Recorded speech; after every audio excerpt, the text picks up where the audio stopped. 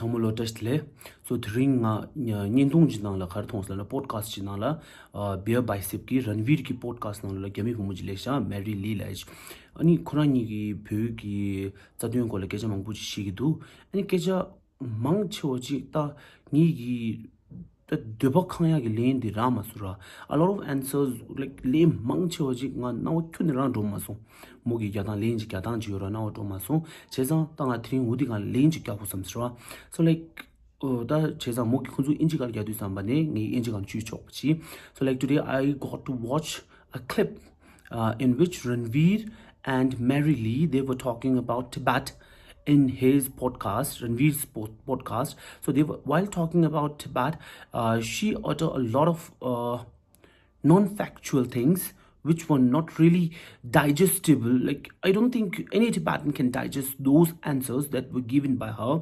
So like I want to clarify things. Whatever she said, they were wrong with proper proof. I want to say it. So like before diving into talking about the things they talked about, first I want you guys to see what they talked about Tibet. Right before coming to Singapore, I was in one state, one province of India called Himachal Pradesh, which is the mountain region. Okay, and the Dalai Lama has come to the mountain region. And this is the whole Tibet and China issue. Are you allowed to like talk about this? Let's go ahead. Okay. Yeah. What do Chinese people feel about Tibet? Because Tibet people feel like they are a separate country. At least that's the messaging we get in India. I'm just trying to understand your perspective. So that was the first question asked by Ranveer. Ranveer ki chiwa thangbu di tangso ani dila morangi leng khandi du sialo. To be honest, as Chinese, as a normal Chinese, which are not too much into the politic, we always know Tibet is China, is part of China. On the map, it's part of China. On all the record you can find, it is a part of China, but it's different religion. In China, we have mixed with 56 different religion. You can see religion, different nation people. Tibet is one of the really important one, but this is always the one of the part of China. China is also a magic place. Like we have a Muslim, we have there have also religion from Russia.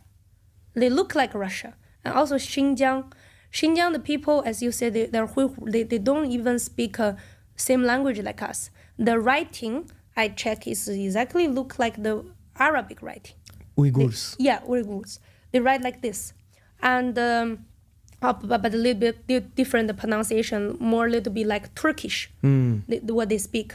And also there's so many different. Oh, myself, I'm a little bit Mongol. Mongolian, right. We have a totally different language, which is from the Genghis Khan generation. You know, it's exactly different. We were the only language write like this. Gotcha. In the world. Got it. Everyone write like this. Right. We're the only one write like this. There's the old Mongolian. Now the new Mongolia, the alphabet look like Russian. But like I talk about the old one. Same like Tibet.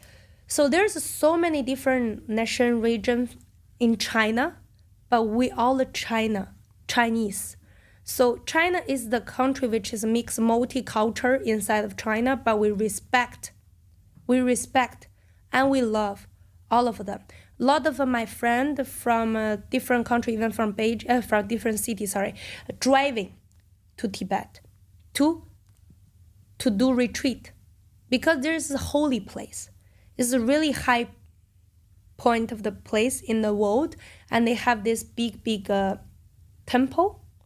And there, you go there, you will see people knee on there, and they don't walk. They just knee and pray until you arrive at the temple. So all the Chinese does this, and the local people there giving us food, give us commendations, supporting. We are all the Chinese, we are all a family. As the people which we communicate with from Tibet, they don't think like that. But right. Government, as I say, they all have their own purpose. I don't judge if it's good or bad. They visit India to did the meeting which you mentioned. I don't know the purpose behind. They have their own reason. I don't judge, but definitely there is their own doubt. But As a people, no. Yeah. So, so to the first question, she said, all the Chinese people knew that Tibet has always been a part of China, right? So, which is never true, right? China claimed that Tibet has been a part of China since ancient time. They say that during Yuan dynasty, Chinese government had recognized the rule of Tibet as a part of China, right? But that is a gross distortion of historical fact. Yuan dynasty emperors were all Mongolian, not even a single Chinese. So how come Chinese can say that Tibet is a part of China? Either they have to say that Tibet is a part of Mongol, isn't it? But still they have a very thick skin, and they are saying that Tibet is a part of China because Yuan dynasty is the one who has been ruling in Tibet since 1200.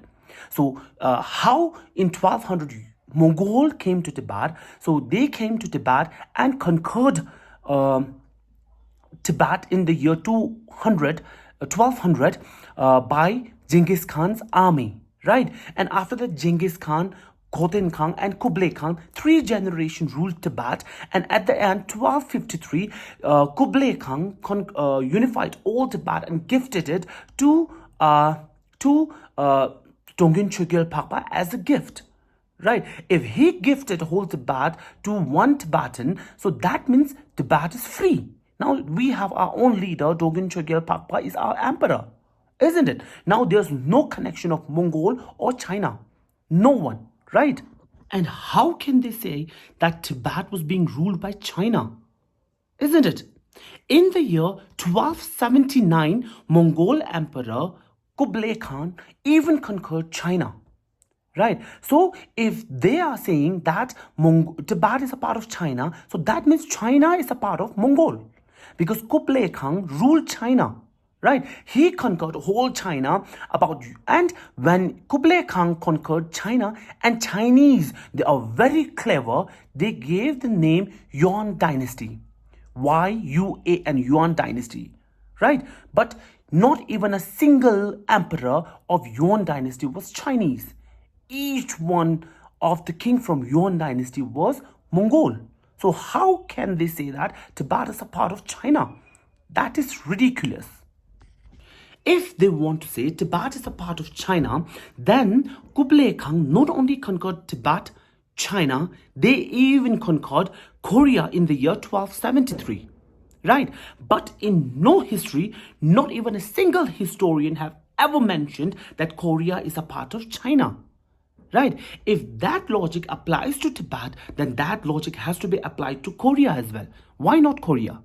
Why they are not claiming that Korea is a part of China? Because Yuan dynasty even conquered Korea. So they have to say that, right? But they are not doing so. They are being very selective, because Tibet is being conquered by China right now. So that is why they are saying that Tibet is a part of China. But why not Korea? Right? Don't be selective here. So, as I mentioned earlier, in 1253, Tibet was completely independent. We have our own king, and second time again Mongol conquered Tibet in the 17th century, around 1642. Right? In that year, Khurshid Khan, Tenzin Chogyal, he conquered Tibet, whole Tibet, and gifted it to 5th His Holiness Dalai Lama. Right? Since then, since 1652 to 1950, Tibet was totally independent country. Not even a single mention of Tibet, no, China, right? So why not China was there in Tibet for this long period of time? Where was China? What were they doing? Right? So in addition to that, there was one meeting, right? Asian Conference and Asian Peace Conference, in which all the Asian nations were invited in India by Jawaharlal Nehru, right? In that, Tibet was also there. If you don't believe me, just look at these pictures and this evidence that I'm going to show you right now. And in this conference, all the Asian nations were invited. So among the list, I'm going to show you the video right here. So in this list, Tibet is there. And I'll be showing you one picture in which His 13th His Holiness Dalai Lama is clearly visible in this picture, and it clearly shows that Tibet is a free, independent nation, right? No Chinese rule, right? So they can't forge this picture, or they cannot say that this is not true, right? We were a free nation, independent nation. That's why we were invited to this peace meeting, isn't it? Right? You look at these pictures, these two pictures.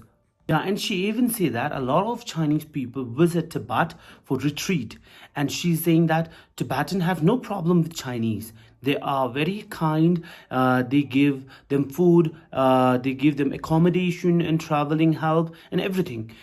This is our nature, right? We are taught to be kind to everyone. Right? We are taught to be compassionate towards everybody, even towards our enemy. Right?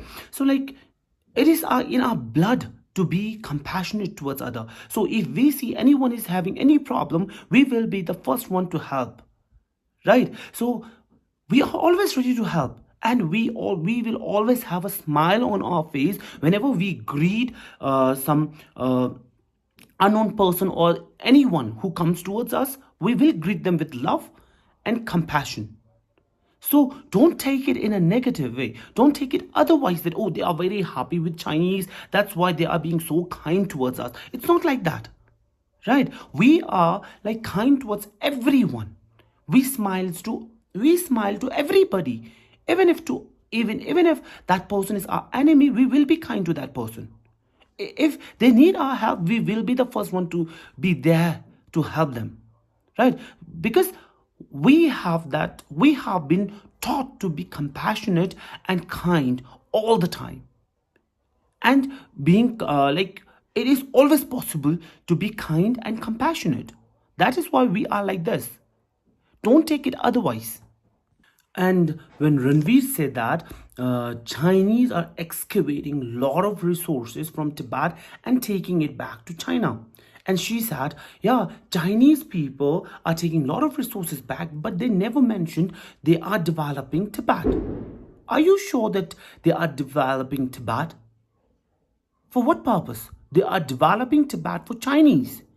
And for everyone's knowledge, that 100% Tibetan, like out of 100% Tibetan, 80% Tibetan are living in Tibet, not in China. Right? And 20% or 25% Tibetan have come to exile in India. We are living in India and other countries abroad. Right? So she said, we have a religious freedom. We have, they have provided us with healthcare facilities, education facilities, and everything.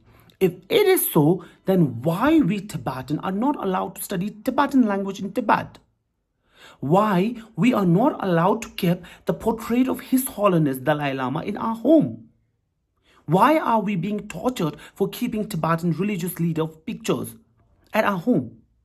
Right? If you meet Tibetan political prisoners, you will understand that they have gone through a lot because of keeping portrait of His Holiness. Is that a religious freedom?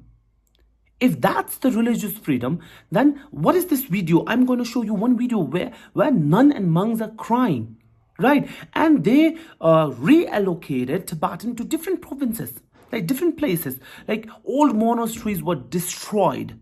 Why? Why are they doing it?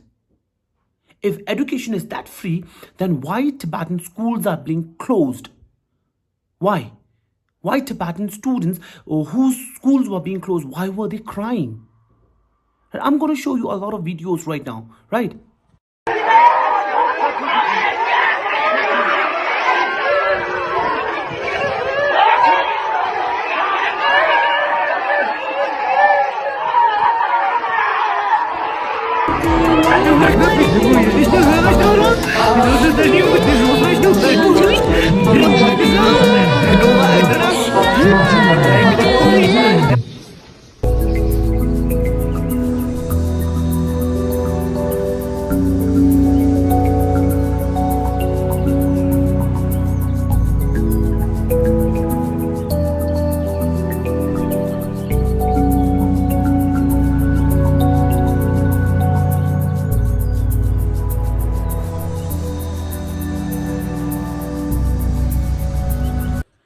And yeah, she even mentioned that in different countries, people are learning Chinese, right? But like they are learning Chinese out of their own will, right? Out of their own interest. No one is forcing them to learn Chinese.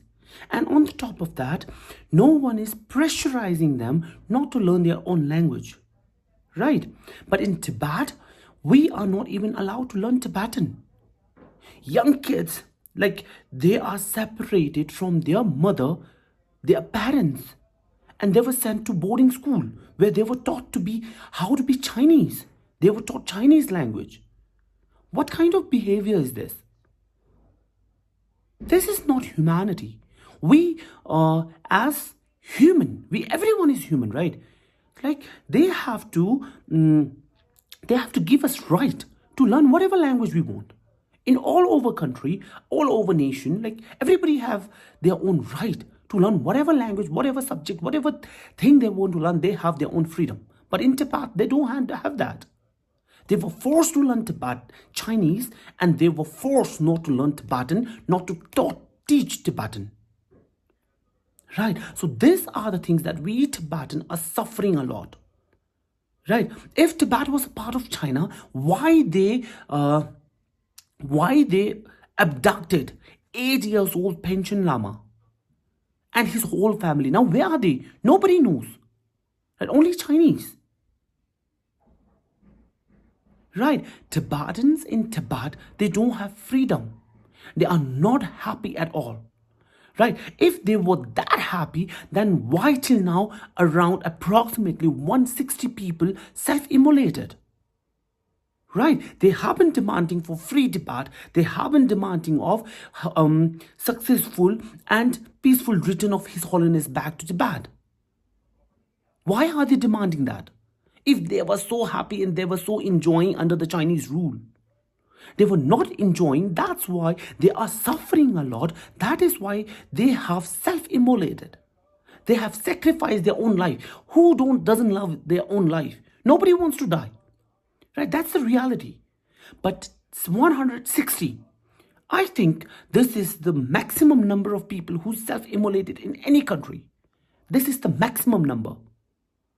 Right? So these are the things that I wanted to share with you guys.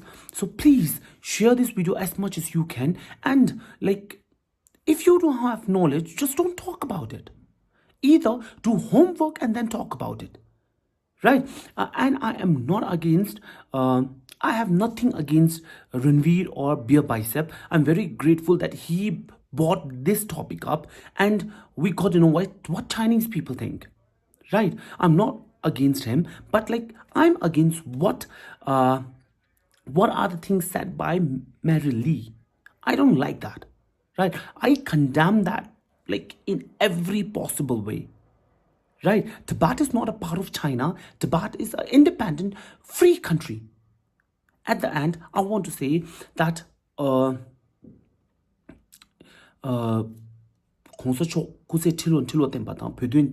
pödün denta nyudu sebe myndun tang ani pörang ze nyudu tobe myndu che pögelo len shagyin tu chenang ani chamalo semut ngeji nindong di thamma pdu siwe rewa yu ani ngi dinang lo la mangche facts shai gi bejun chebe yin kesi ngi no ba che ba de na chen sharo chi wola an dagara yu tu chenang